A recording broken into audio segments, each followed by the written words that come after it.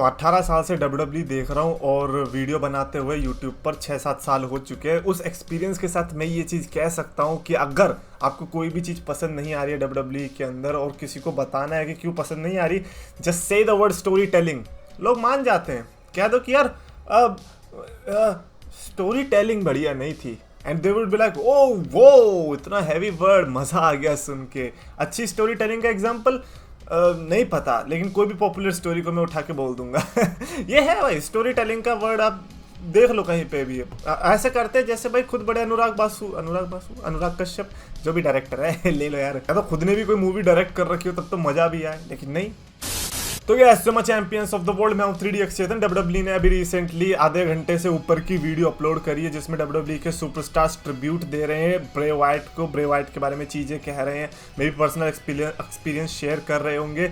I am not going to watch it because मेरे लिए तो बहुत मुश्किल होने वाला है देखना, तो इसीलिए मैं इसको स्किप करने वाला हूँ। इवन दो WWE ने थंबनेल पर बेली को रखा है, बट दैट डजंट मीन कि मैं इसके लिए अग्री कर जाऊंगा। For me, it is going to be a hard pass. I don't want to cry all over again. Man, it is such a sad news. मैं तो हैंडल ही नहीं कर पा रहा है ब्रे वाइट की न्यूज़ अब। I am so weak. और मेरे को ये इसके बाद पता चला है ब्रे वाइट की डेथ होने के बाद। एनीवेज, उसके अलावा PW इंसाइडर और उसके अलावा और भी रिपोर्ट्स आई हैं जिसमें ये पता चला है कि 2022 से WWE के कॉन्ट्रैक्ट में ही है authors of pen.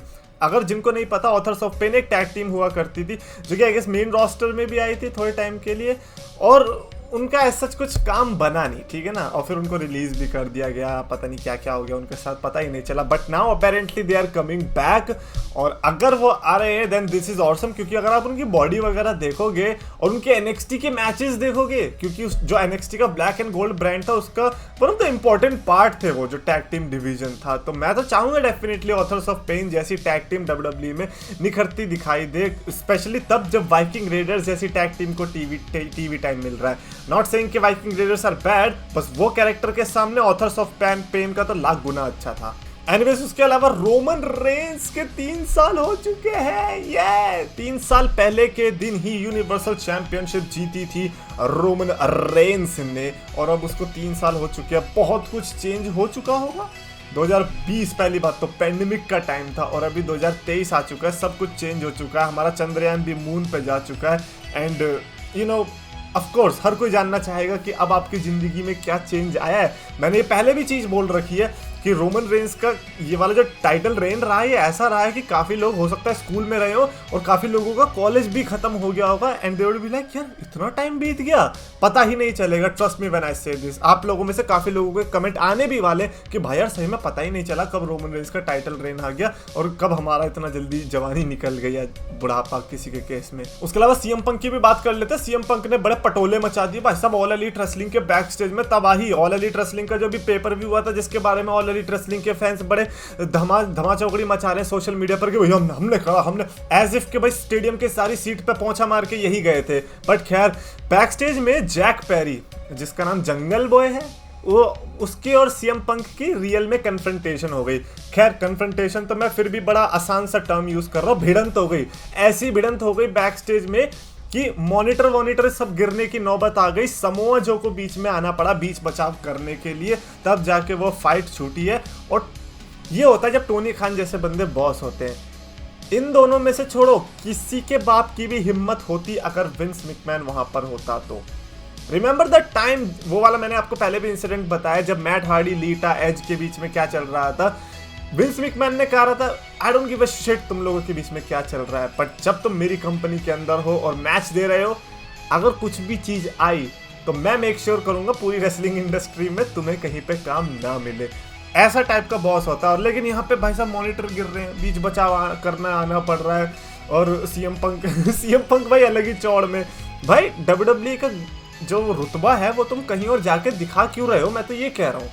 Of course किसी को भी बुरा लगेगा, I love CM punk, but ऐसे किसी छोटी कंपनी में जाके तुम आपसे रुतबा दिखाओगे, किसी को भी बुरा लगेगा। अल्टीमेटली सेल्फ रिस्पेक्ट सबकी है, रेसलर्स वो भी हैं, ऐसा नहीं कि वो डांसर्स हैं, तो खून तो उनका भी खोलेगा। काफी लोगों ने ये भी बताया कि जो CM पंक है वो बड़ा गुस्से में था और उसने काफी लोगों को थ्रेटन भी किया क्विट करने के लिए, और ये भी कहा कि वो मैच के लिए नहीं जाना चाहते।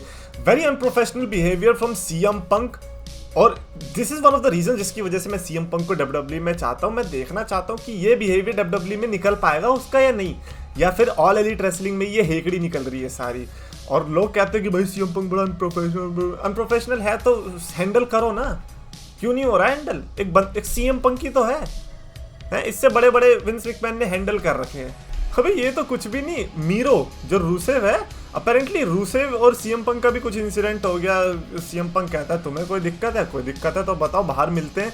सीएम पंक बिल्कुल वो वाली हरकत कर रहा है जो क्लास 10th में के बच्चे नहीं करते थे, क्या है चल बाहर मिलते हैं, चल बाहर मिलते हैं, वो वाली हरकतें हो रही है। और ये बंदा 40 साल का है, ये बंदा 40 साल का। As much as I hate All Elite Wrestling, ये वाला इंसिडेंट तो एक्चुअली में बहुत ही ज्यादा बुरा है। मेरे को लगता है कि सीएम पंक, पहली बात तो उसके साथ जो भी हो रहा है वो बुरा ही है, वो जो कर रहा है वो बुरा हो रहा है। अच्छाई कहीं से निकल ही नहीं पा रही है सीएम पंक और ऑल एलीट रेसलिंग के कनेक्शन से। उसको सस्पेंड भी कर दिया, उसको और जैक पेरी दोनों को सस्पेंड कर दिया। सीएम पंक को पता भी नहीं था कि वो सस्पेंड हो रहा है। उसको भी आई गेस जिस तरीके से हमें पता चला वैसे ही उसको भी पता चला है। So this is so bad. Like ये सिचुएशन मेरे हिसाब से बेकार है। और उसमें भी ऑल एलीट रेसलिंग फैंस ऐसे डिफेंड कर रहे हैं कि क्योंकि अब लोग कह रहे हैं कि ऑल एलीट रेसलिंग में क्या हो रहा है, ये फालतू की चीजें हो रही है, तो लोग कह रहे हैं कि यार अच्छा ऑल एलीट रेसलिंग में ऐसा हो रहा है तो क्या हो गया, डब्ल्यूडब्ल्यूई में भी होता था? हाँ अच्छा डब्ल्यूडब्ल्यूई में होता था, फिर तो ऑल एलीट रेसलिंग भाई आपकी तो फिर बात सही है यार। अब तो मर्डर भी कर सकते हो आप, है ना, क्योंकि डब्ल्यूडब्ल्यूई में भी कुछ तो हुआ होगा, है ना। एक बार ब्रायन पिलमैन ने गन निकाल दी थी, तुम भी गन तक तो निकाल ही सकते हो एटलीस्ट, है ना। उस पोटेंशियल तक तो जितनी नीच था डब्ल्यूडब्ल्यूई ने दिखाई है, वैसे तो तुम दिखा ही सकते हो। ये बट अबाउटिज्म जो आ गया है ना ऑल एलीट रेसलिंग फैंस की तरफ से, मजा आ गया है देखकर। With that being said, I still want CM Punk to come to WWE, because मैं डे 1 से बोल रहा हूँ कि जितनी भी हेकड़ी है सीएम पंक की डब्ल्यूडब्ल्यूई में नहीं दिखेगी। उसके अलावा जॉन सीना ने एक ट्विटर पोस्ट पे रिप्लाई दिया डब्ल्यूडब्ल्यूई इंडिया के, और डब्ल्यूडब्ल्यूई इंडिया ने किसी पे रिप्लाई दिया था, वो ये था जिसमें उन्होंने ऑटो रिक्शा के पीछे से फोटो खींच रखी थी। आई थिंक हैदराबाद की थी वो भी, और उसमें जॉन सीना छप रखे थे पीछे ऑटो रिक्शा के। यप, एक ऐसा जमाना जब पीछे बीटेक्स अल्टीमा या फिर 10वीं फेल कराएं या फिर बवासीर की एड में, उस जमाने में जॉन सीना की फोटो छप रखी है, तो क्लियरली बताता है that we all definitely are excited for John Cena. और स्पेलिंग जॉन हम उसको इग्नोर कर सकते हैं, डेफिनेटली इग्नोर कर सकते हैं। एनीवेज कमेंट्स में पढ़ लेते हैं। एजीएस ने लिखा है, do you remember Justin liger guy with alliance who is getting over in fans and you said we not stay in WWE and where he is now। तो यहाँ पर मैं पहली बात तो मेरा बुद्धि खुल गई। मैंने कहा भाई जस्टिन लाइगर, फिर मेरे को कहा जूशिन थंडर लाइगर की बात हो रही है। मैंने कहा जूशिन थंडर लाइगर का करियर तो बहुत तगड़ा था, है जापान का top prominent superstar legend. And then मैंने एलायस के विकीपीडिया पे गया, मैंने कहा अरे बात हो किसकी रही है। मैंने एलायस के विकीपीडिया पे जाके देखा यार कौन कौन। देन आई रिमेंबर, अच्छा जैक्सन राइकर की बात हो रही है। और वो जैक्सन राइकर हमने उस टाइम पे बात करा करते थे ना कि ये बंदा कितने फैंस इसको रिएक्ट कर रहे होंगे, कितने डब्ल्यूडब्ल्यूई इसको पुश करिए जाएगा। और वही हुआ भी। मैंने उसकी विकीपीडिया चेक करी, तब पता चला कि वो बंदा तो रिटायर ही हो चुका है प्रोफेशनल रेसलिंग से। उसने कहा भाई अब मेरा कुछ नहीं हो सकता। मैं तो कहा था डब्ल्यूडब्ल्यूई से जाएगा, मुझे क्या पता था प्रो रेसलिंग से ही चला जाएगा।